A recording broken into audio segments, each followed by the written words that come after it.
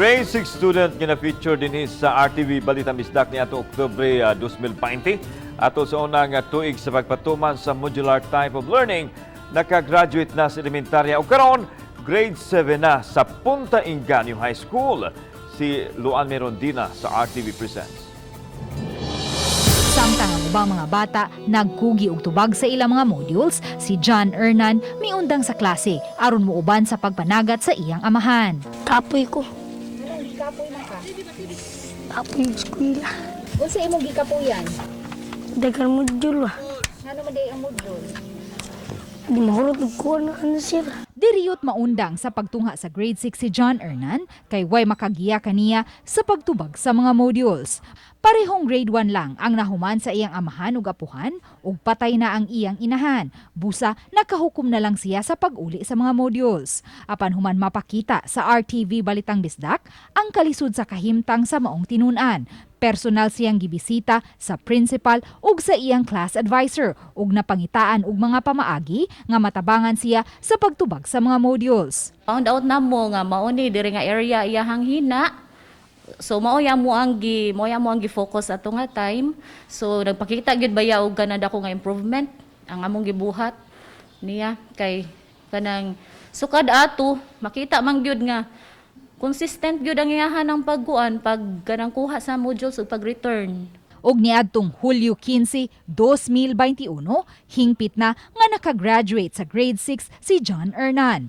Ang graduation ceremonies gipahigayon virtually, ilabi na kay taas pa ang mga kaso sa COVID-19 niadtong higayuna. Og ning pagbukas sa school year 2021-2022, grade 7 na si John Hernan ug siya na ang nangunay pag-uli sa iyang mga answer sheets uban ang iyang maguwa nga si Rhea May. Kay naundang si Rhea May sa pagtungha, nagka-classmates na karon ang duha sa grade 7 ug dunga na silang magkuha sa ilang mga modules. Okay raman lang kanang naman sa cellphone ng papa niya mag-search rami sa cellphone og kanang nailisod.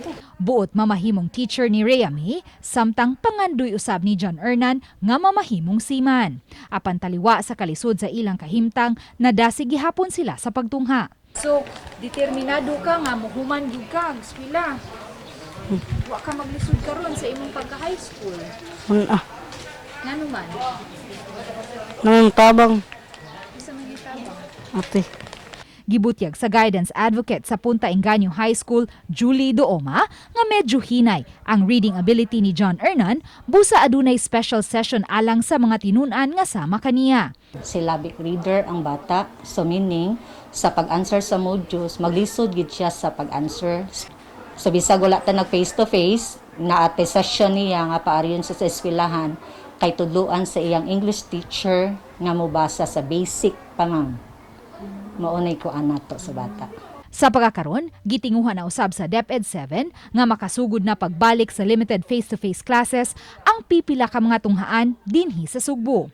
Usa ang Punta Inganyo High School sa mga gipaubos karon sa assessment sa Division Office aron pagsusi sa ilang kaandam sa pagbalik sa limited face-to-face classes.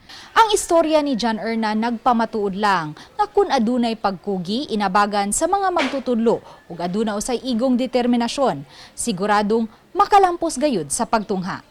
Uban ni Marlon Melgazo, Luan Merondina, Balitang Bisdak.